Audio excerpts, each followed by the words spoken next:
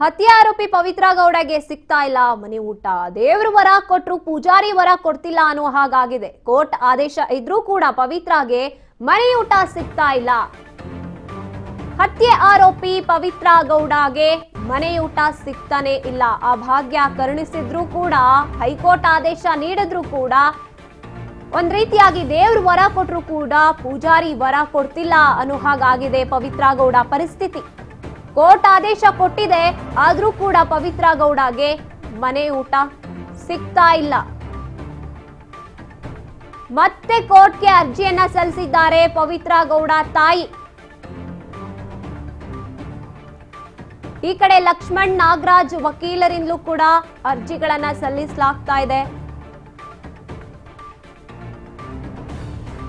ಲಕ್ಷ್ಮಣ್ ಮತ್ತೆ ನಾಗರಾಜ್ಗೆ ವಾರಕ್ಕೊಂದ್ಸಲ ಮನೆ ಊಟವನ್ನ ನೀಡುವಂತೆ ಸೂಚನೆಯನ್ನ ಕೂಡ ನೀಡಲಾಗಿದೆ.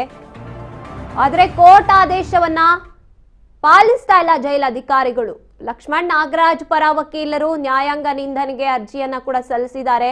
ದೇವ್ರ ವರ ಕೊಟ್ರು ಪೂಜಾರಿ ವರ ಕೊಡ್ಲಿಲ್ಲ ಅನ್ನೋ ರೀತಿಯಾದಂತ ಪರಿಸ್ಥಿತಿ ಬಂದಿದೆ. ಎಸ್, ಜೈಲಲ್ಲಿ ಕೊಡ್ತಾ ಇರುವಂತಹ ಊಟ ಅದು ಹೆಲ್ದಿ ಆಗಿಲ್ಲ, ನಮ್ಗೆ ಆರೋಗ್ಯ ಕೆಡ್ತಾ ಇದೆ, ಅಥವಾ ಅದು ಸರಿ ಹೋಗ್ತಿಲ್ಲ ನಮ್ಗೆ ಅನ್ನೋ ರೀತಿಯಾಗಿ ನಟ ದರ್ಶನ್ ಆಗಿರಬಹುದು, ಏವನಾರೋಪಿ ಆಗಿರುವಂತಹ ಪವಿತ್ರ ಗೌಡ ಆಗಿರಬಹುದು, ಮತ್ತೆ ಅವರ ಜೊತೆಯಲ್ಲಿ ಇದ್ದಂತಹ ಕೈದಿಗಳು ಲಕ್ಷ್ಮಣ್ ನಾಗರಾಜ್ ಇವರೆಲ್ಲರೂ ಕೂಡ ಮನೆ ಊಟ ಬೇಕು ನಮಗೆ, ಅಟ್ಲೀಸ್ಟ್ ವಾರಕ್ಕೊಂದು ಇಷ್ಟು ಸಲ ಅನ್ನೋ ರೀತಿಯಾಗಿ ಮನೆ ಊಟ ಬೇಕು ಅಂತ ಅರ್ಜಿಯನ್ನ ಕೂಡ ಸಲ್ಲಿಸಿದ್ರು, ಬೇಡಿಕೆಯನ್ನ ಇಟ್ಟಿದ್ರು.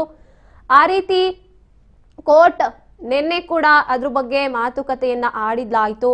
ಅದಕ್ಕಿಂತ ಮುಂಚೆ ವಿಡಿಯೋ ಕಾನ್ಫರೆನ್ಸ್ ಮೂಲಕ ದರ್ಶನ್ ಜೊತೆ ಈ ಪವಿತ್ರ ಗೌಡ ಜೊತೆಗೆ ನಾಗರಾಜ್, ಲಕ್ಷ್ಮಣ್ ಎಲ್ಲರೊಂದಿಗೂ ಕೂಡ ಮಾತನಾಡಲಾಯ್ತು. ಆದ್ರೆ ಈಗ ಆ ಭಾಗ್ಯ ಕರುಣಿಸಿಲ್ಲ ಪವಿತ್ರ ಗೌಡಗೆ ಅಂತಲೇ ಹೇಳ್ಬೋದು. ಎಸ್ಸಿನೋ ಈ ಬಗ್ಗೆ ಹೆಚ್ಚಿನ ಮಾಹಿತಿಯನ್ನ ನೀಡ್ತಾರೆ ನಮ್ಮ ಪ್ರತಿನಿಧಿ ಶಿವು. ಎಲ್ಲೋ ಒಂದ್ ಕಡೆ ನಾವು ಹೇಳಿದ್ವಿ ದೇವ್ರ ವರ ಕೊಟ್ರು ಪೂಜಾರಿ ವರ ಕೊಡ್ತಿಲ್ಲ ಅಂತ.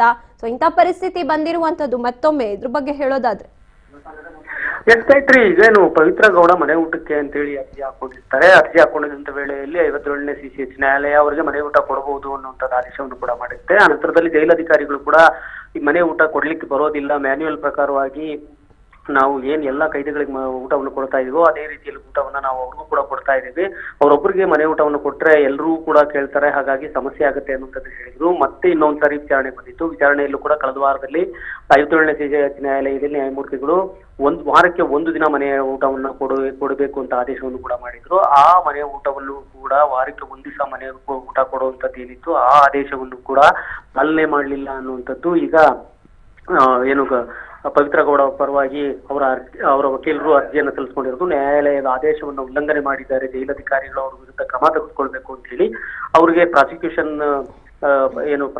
ಕೂಡ ಈ ಬಗ್ಗೆ ಉತ್ತರ ಕೊಡಬೇಕು ಅಂತ ಹೇಳಿ ಹೇಳಿದ್ರು. ಏನಂದ್ರೆ ನ್ಯಾಯಾಲಯದ ಆದೇಶ ಆದ್ಮೇಲೆ ಅವರು ಪಾಲನೆ ಮಾಡ್ಬೇಕಾಗುತ್ತೆ, ಪಾಲನೆ ಮಾಡ್ಲಿಲ್ಲ ಅಂತಂದ್ರೆ ಉಲ್ಲಂಘನೆ ಆಗುತ್ತೆ ಅಂತ ಹೇಳಿ ಈಗ ಸದ್ಯಕ್ಕೆ ಕಂಟೆಂಪ್ಟ್ ಆಫ್ ಕೋರ್ಟ್ಗೆ ಅರ್ಜಿ ಕೂಡ ಸಲ್ಲಿಸಿಕೊಂಡಿದ್ದಾರೆ. ಈಗ ಈ ಮಧ್ಯದಲ್ಲಿ ನಾಗರಾಜ್ ಮತ್ತು ಲಕ್ಷ್ಮಣ್ಗೂ ಕೂಡ ಮನೆ ಊಟವನ್ನು ನಿರಾಕರಣೆ ಮಾಡಿದ್ಲಾಗಿತ್ತು. ಪರಪ್ಪನಗರ ಜೈಲಾಧಿಕಾರಿಗಳು ಹೇಳೋದೇನಂತ ಹೇಳಿದ್ರೆ ಜೈಲ್ ಮ್ಯಾನ್ಯುಯಲ್ ಪ್ರಕಾರವಾಗಿ ನಾವು ಏನೆಲ್ಲ ಕೊಡ್ತಾ ಇದ್ವಿ ಮನೆ ಊಟಕ್ಕೆ ಅವಕಾಶ ಇಲ್ಲ ಅನ್ನುವಂಥದ್ದನ್ನ ಹೇಳಿದ್ರು.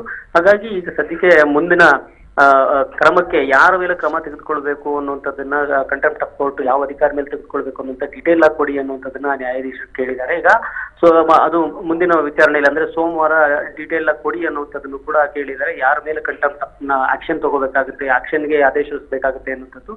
ಸದ್ಯಕ್ಕೆ ಪವಿತ್ರ ಗೌಡಗೆ ಮನೆ ಊಟ ಇಲ್ಲ.